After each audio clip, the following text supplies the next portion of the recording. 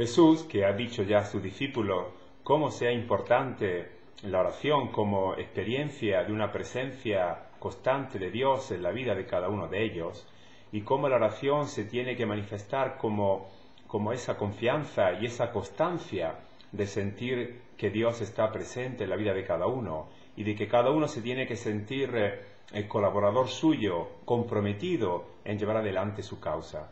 Pues bien, después de haber recordado este aspecto tan importante en la vida de los discípulos, esta confianza total que ellos tienen que tener hacia el Padre del Cielo, pues ahora en el Evangelio de este domingo Jesús quiere poner delante de sus discípulos, quiere poner delante de su atención, pues dos modos diferentes de orar. ¿Cómo se puede orar delante de Dios? Y para ello Lucas pues escoge dos personajes de la sociedad de su tiempo, dos personajes que eran, estaban en el extremo opuesto. Por un lado, un fariseo, que era el observante, la persona pues que presumía de lo que era su religiosidad, de lo que era su apego a las tradiciones religiosas, a todo lo que la ley de Moisés mandaba.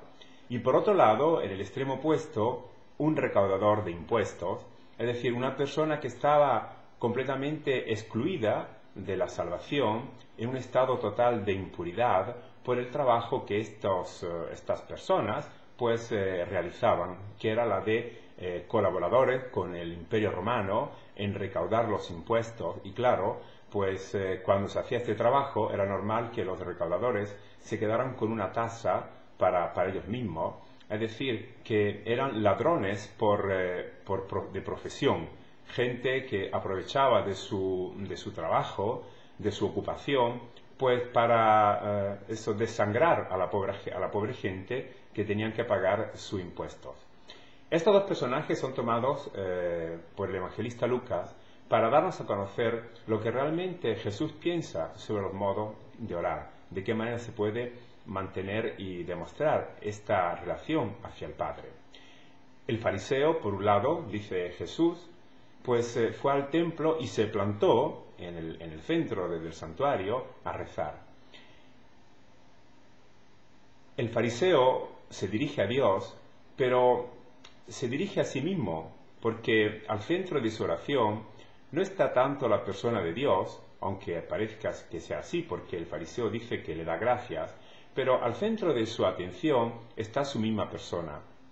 De hecho, el fariseo empieza a hacer una especie de lista de todo lo que son de lo que es su comportamiento, y lo hace a partir de situaciones negativas. Dice: te doy gracias, Señor, Dios mío, por no ser como los demás, ladrón, injusto o adúltero, ni tampoco como ese recaudador. Es decir, la vida de este hombre está toda enfocada hacia una serie de comportamientos que se fundan en lo negativo. No ser esto, no ser lo otro, no ser otra cosa. Y de esa manera ellos pues pueden sentirse como por encima de los demás, porque el fariseo se compara con los otros hombres y él deja muy claro que no tiene nada que ver con las actitudes malvadas o poco ortodoxas o poco religiosas de estos pecadores. Esta era la vida del fariseo, el fariseo tan meticuloso en la observancia, observando la ley, pues estaba muy engreído, y él se consideraba por su mismo compromiso, por el empeño que ponía en el practicar todos los preceptos de la ley de Moisés, se creía por encima de los demás y podía hacer esta comparación: no soy como ellos, y claro está, podía también despreciarlos, porque no ser como ellos significa sentirse por encima de cada uno de estas personas. Los fariseos, el término fariseo en hebreo quiere decir separado, es decir, se separaban de los que no se comportaban como ellos. Esto no quiere decir que los fariseos no vivieran en la sociedad, en medio de la gente, al contrario, amaban, como recuerda también Jesús en otro paso del Evangelio, amaban ser considerados como modelos de santidad. Vivían en la sociedad sin rozarse con la gente pecadora, claro está, pero proponiéndose como un modelo de santidad que todos tenían que imitar. Pues bien, esta primera actitud de autosuficiencia del fariseo, no soy como los pecadores, ni siquiera como ese recaudador que él seguro, el fariseo, haya tomado en consideración. Y luego pasa al positivo, que es lo que hace este hombre, y lo que hace son pagar las décimas, como decía la ley, pero de manera muy meticulosa, porque la ley no llegaba hasta ese nivel tan pequeñito como era pagar la décima, el diezmo de todo lo que gano. Y por otro lado, el ayuno. Ayunaba pues 2 veces por semana. La ley decía que era necesario ayunar una vez al año en la fiesta de la expiación, del Yom Kippur. El fariseo quiere ser más que la ley y dice que ayuna 2 veces a la semana, es decir, recordando aquella historia de Moisés cuando subió al Sinaí, cuando bajó del Sinaí. Esos días que recordaban tal subida y tal bajada eran para los fariseos momentos para no comer, para el ayuno. Es decir, son actitudes positivas, pero que en el fondo no valen para nada, ni partiendo de su comparación, a partir de la comparación que hace el fariseo diciendo no soy como los otros hombres, al negativo, ni a partir de lo que es positivo, pues pagar los diezmos o no comer. No es nada que sirva para el bien de los demás, y no es nada que permita a este fariseo ser una persona humana. Esto es lo que está poniendo en evidencia el evangelista Lucas. Este modo de orar, que es típico de la persona religiosa, lleva siempre a una incapacidad de poder crecer humanamente, porque no se hace nada para esta maduración personal, porque no hay nada que ver con la vida de los demás. No hay ningún interés hacia vosotros, sino solamente hacia la misma persona. Es decir, el fariseo le pasa una factura a Dios. El fariseo como que tiene que decirle a Dios, me agradeces todo lo que yo hago porque soy una persona impecable, cuando en el fondo de estas palabras del fariseo, pues lo que se desume es que era una persona completamente inútil. Y de hecho en el Evangelio de Lucas, los fariseos serán atacados por Jesús, pues por eso mismo que ellos niegan de ser, es decir, por ladrones y por injustos.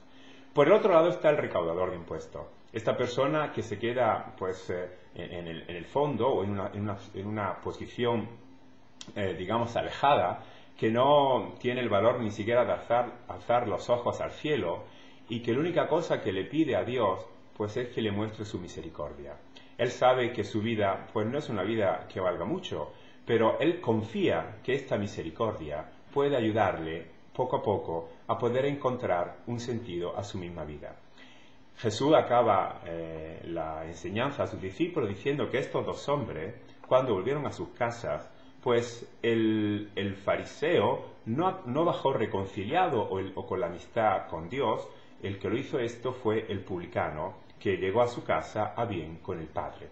Es decir, Jesús está llamando la atención de sus discípulos para que no caigan en este peligro de poner la oración como algo que separe de los demás o como algo que sirva pues para engreírse o considerarse superiores a los demás, sino que la oración tiene que ser una manifestación más auténtica todavía de esa confianza que el discípulo tiene hacia Dios Padre y sobre todo de esa atención de saber que es el Padre el único que le puede dar lo que necesita para que su vida pueda crecer de una manera saludable. Porque lo que nos está diciendo Jesús es que Dios no mira nunca lo que son los méritos de las personas humanas. Jesús dice que Dios no ha mirado los méritos de ese fariseo. Y claro, el publicano méritos no tenía ninguno para que Dios lo mirara, sino que Dios, el Padre, lo que mira son las necesidades, la exigencia, lo que realmente le falta a la persona, y Dios viene en encuentro a cada uno de ellos. Pues por eso dice Jesús que el publicano, el recaudador, llegó a su casa a bien con Dios, porque Dios le ha dado todo lo que este hombre necesita para que pueda empezar a sentir su vida de manera distinta. El recaudador no dice que se haya arrepentido o que intente cambiar actitud, pero seguramente esta confianza que ha puesto en Dios Padre, esta misericordia que él sabe que el Padre le concede, puede ser una manera de empezar a sentir su vida de una manera distinta. Pues bien, un padre que no guarda, que no mira los méritos de las personas, sino sus necesidades, y que precede estas necesidades, es un padre que puede garantizar la felicidad de sus hijos. Y esta felicidad se puede vivir hasta el fondo cuando somos capaces también de interesarnos por la felicidad de los demás.